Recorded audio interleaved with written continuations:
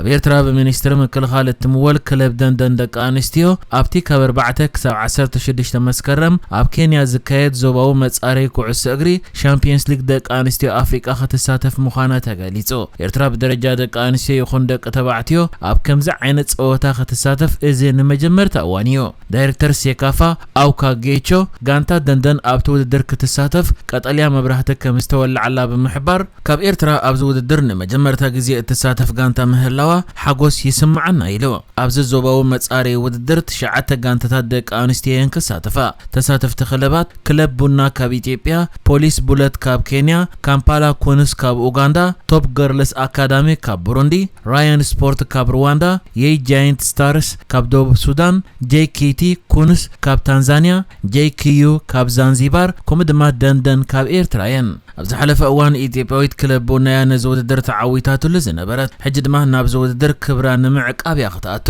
ኣፍሪቃ ኣብ 7 ዞባታት ተኸፋፊላ በበዞብኡ እቲ መጻረዪ ውድድር እያ ተካይድ። ኣብተን 7 ዞባታት ቀዳሞት ዝወፃ ጋንታታት ከዓ ናብ ሻምፒየንስ ሊግ ክለባት ደቂ ኣንስትዮ ኣፍሪቃ ክሓልፋ እየን። ካብዘን ደንደን ትርከበን 9 ጋንታታት መን ምስ መን ክትገጥም እያ ድማ 26 ነሓሰ ኣብ ናይሮቢ ብዝወድቕ ዕጫ ክፍለጥ እዩ። ኣብ ሓደ ምድብ 3 ጋንታታት ክህልዋ ኮይነን ካብ ሰለስተ ምድብ ቀዳሞት ኮይነን ውድድረን ዝውድኣ በቐጥታ ካብተን ካልአይቲ ኮይነን ዝዛዝማ ከዓ እታ ዝበለፀ ነጥቢ ፀብለታ ሸቶን ዘለዋ ጋንታ ናብ ፍርቂ ፍጻመ ክሓልፋ እየን። ካብ ኩለን ቀዳመይቲ ኮይና ዝሓለፈት ጋንታ ከዓ ኣብቲ ኣብ መወዳእታ ናይ ዝዓመት ዝካየድ ሻምፒየንስ ሊግ ጋንታታት ደቂ ኣንስትዮ ኣፍሪቃ ክትሳተፍ እያ። እቲ ፀወታ ኣብ ኬንያ ንያዮ ስታድዮምን ኣብ ኡሊኔዚ ኮምፕሌክስን ክካየድ እዩ። ካብዚ ናይ ሕጂ ውድድር ድማ ካብዚ ዞባ ሶማልያ፣ ሱዳንን ጅቡትን ጥራየን ካብ ፀወታ በኺረን ዘለዋ። ኣብቲ ዓሚ ኣብ ሞሮኮ ዝተኻየደ ሻምፒየንስ ሊግ ጋንታታት ደቂ ኣንስትዮ ኣፍሪቃ ቲፒ ማዜምቤ ዝተባሃለት ጋንታ ዲሞክራሲያዊት ሪፐብሊክ ኮንጎያ ሻምፒዮን ኮይና ነይራ።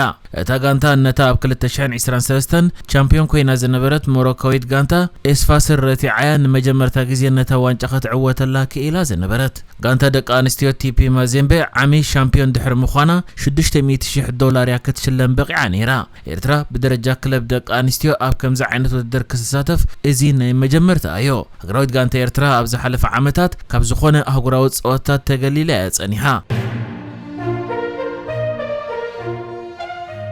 እስራኤል ኣብ ወሽመጥ ቃዛ ኣብ ካሃን ዩንስ ደቡባዊ ቃዛ ኣብ ዝርከብ ሆስፒታል ናስር ብዘካየደቶ ካልኣይ መጥቃዕቲ ንዓለም ለኻዊ ሜድያ ዝሰርሑ 5 ጋዜጠኛታት ዝርከብዎም 20 ሰባት ድሕሪ ምቕታሎም ነቲ ፍጻመ ዘሕዝን ክስተት ብምባል ወታደራዊ ሰብ መዝእ እቲ ሃገር ዓሚቕ መርመራ የካይደሉ ምህላው ገሊጻ። እቶም ጋዜጠኛታት ንሮይተርስ፣ ኣሶሲየትድ ፕሬስ፣ አልጀዚራን ዘ ሚድል ኢስት ኣይን ዝሰርሑ ምዃኖም እተን ማዕከና ዜና ኣፍሊጠን። ካብዚ ብተወሳኺ 4 ሰራሕተኛታት ጥዕና ከም ዝተቆትሉውን ውድብ ጥዕና ዓለም ኣፍሊጡ ሎ ዝተዘርግሐ ቪድዮታት በቲ ቀዳማይ መጥቃዕቲ ዕላማ ንዝኾነ ንምርዳእ ናብቲ ሆስፒታል ዘምርሑ ሰራሕተኛታት ሂወት ኣድሕን ተኸታቲሉ ብዝተፈጸመ መጥቃዕቲ ግዳያት ክኾኑ እዩ ዘርኢ። ቀዳማይ ሚኒስትር እስራኤል ቤንያሚን ናታንያሁ ከዓ ነዚ ክስተት ዘሕዝን ኢሉ ድሕሪ ምግላጹ ወተሃደራዊ ሰብ መዝእ እቲ ሃገር ዓሚቕ መርመራ የካይደሉ ምህላው ሓቢሩ። እዞም ሕጂ ኣጋጢሞም ዘለዉ ሓደሽቲ ቅትለታት ኩናት ቃዛ ካብ ዝውላዕ ካብ 2023 ኣትሒዙ ብእስራኤል ናይ ዝተቆትሉ ጋዜጠኛታት ናብ 200 ኣበሪኽዎሎ።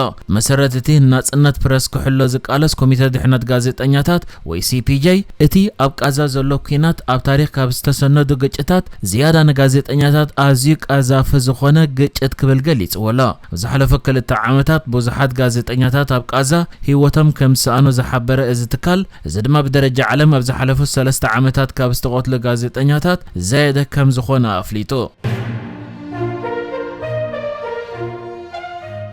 ናብ ሶማል ክዋፈር ጀሚሩ ዘሎ ናይ ሕብረት ኣፍሪቃ ናይ ዓቃብ ሰላም ሓድሽ ሰራዊት ግብጺ ተጸምቢርዎ ምህላው ተገሊጹ። ሰራዊት ግብጺ ንመጀመርታ እዋን ከም ዓቃብ ሰላም ኣብ ናይ ሕብረት ኣፍሪቃ ሓይሊ ዝዋፈር ዘሎ ኮይኑ ናብ ሶማል ክዋፈር ምዃኑ ድማ ኣቐዲሙ ተገሊጹ ነይሩ እዩ። ቀዳሞት ኣብዚ ናይ ሕብረት ኣፍሪቃ ናይ ዓቃብ ሰላም ኣሃዱ ዝዋፈሩ ኣባላት ሰራዊት ግብጺ ድማ ስልጠና ዛዚሞም ከም ዘለውን ኣካል እቲ ንጽህታት ሶማል ንምሕላው ከምኡ ድማ ካብ አልሸባብ ንምክልኻል ናብቲ ሃገር ዝዋፈር ዓቃብ ሰላም ሕብረት ኣፍሪቃ ክኾኑ ምዃኖም ተሓቢሩ። ሚኒስትሪ ምክልኻል ሶማል እዞም ናብ ሶማል ዝዋፈሩ ቀዳሞት ኣሃዱ ናይ ግብጺ ስልጠናኦም ምዛሞም ሕጉስ ምዃኑ ክሕብር እንከሎ እዚ ዘርእየካ ድማ ግብጺ ኣብ ፀጥታ ሶማል كم دما سراويت صومال لمدلدال زلوا توفاينت زرئي إلو قبصي أبني حبرت أفريقيا عقب سلام سراويتا خد سدد مخانا زغلصت أمونغو إثيوبيان صومالن بقداي صوماليلاند دبلوماسياዊ وطرا بستفطرلو እዋን ኮይኑ ኣብቲ ግዜ ተኻ ኢትዮጵያ ንመወፋር ሰራዊት ግብጽ ናብ ሶማሊያ ዝቃወም መግለጺታት ከተውጽእ ተርኣያ ነይራ ይኹን እምበር ድሒሩ ዲፕሎማሲያዊ ወጥሪ ሶማልን ኢትዮጵያን ሃዲኡ ኢትዮጵያ ከም ኣካል ዓቃብ ሰላም ሕብረት ኣፍሪቃ ኣብ ሶማል ሰራዊታ መወፋር ክትቀጽል ስምዕ ተገይርዮ فلوي لوخ سويسرلاند اب قرن افريقا سيلفيان استير ناب ايرترا مبصح يكايد مهلاو افليتو ات فلوي لوخ ناب ايرترا بزغبره مبصح مس منستر زينا ايرترا يمانه قبر مسقل كمستراخبن اب استفلاليه نتزوبا زغطمو زلو استحلالخه بدهوتات هناصن غلصن زرب كم زكايده ونحبيرو فلوي لوخ سويسرلاند اب قرن افريقا ازي حج ناب ايرترا زغبره زلو مبصح مجمرتو زيكونه قدم حجون مبصح غيرو كم زنبره يذكر نسو ابز حلفه ورح لكاتيت ناب ايرترا غيرو ابز نبره مبصح مس منستر قدايات وصاي ايرترا عثمان صالح زركبهم لعلو سب سلطان ايرترا بمرخاب تزاراريبن يريو مبصح نايت لعلوي دبلوماسيا نتيا مونغو تنكلت هاغارات زصنحه مس قداي مملاس ايرتراوያን سدتኛታት ዝተሓዝ مسحاب مفتح كندا تثبيت تغيرلن يريو نسه دحرتنا يشعو ركب اب ايرترا زكايت كونه حموشته معلت عدت لومي زازيما لهو كبلن كله مس بزحات ايرتراوያን اب غدناتات اسمرا كزارب عدل كم زرخبن بزلوم كفوتنت لوهات سلامو منفسن كمستمسطه نزغبرو له اقبابله كمسكن كم زدل حابيرن يريو حج ادغيمو ناب ايرترا مبصح زكاي زلو خوينو درودما مس منستر زينا ايرترا يمانه قبر مسقل تراخيبو زرب اكايدو مهلاو افليتلا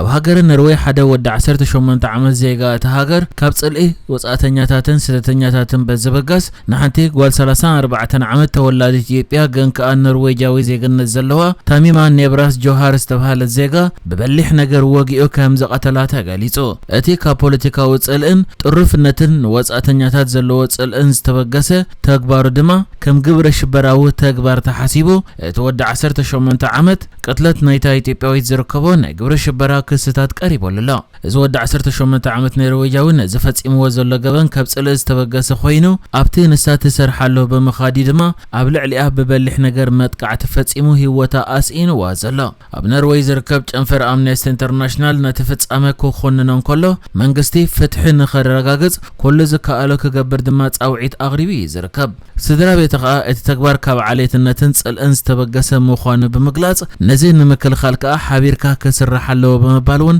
ጻውዒት ኣቕሪቦም ኣለዎ እቲ ነዝገበን ፈጺሙ ዘሎ ወዲ 18 ዓመት ነርዌጃዊ ኣብ ትሕቲ ቀይዳ ኣትዩ በዚ ከበድቲ ክስታት ተኸሲሱ ኣብ ዘለወሉ እዋን ኣብ ልዕሊኡ ከቢድ ስጉምቲ ንኽውሰድ ጻውዒታት ዝቐርብ ዘሎ ንሕጂ ዝተዳለወ ዜናታት እዚ ነይሩ ብካልእ ክሳብ ንራኸብ ሰላም ንዓኹም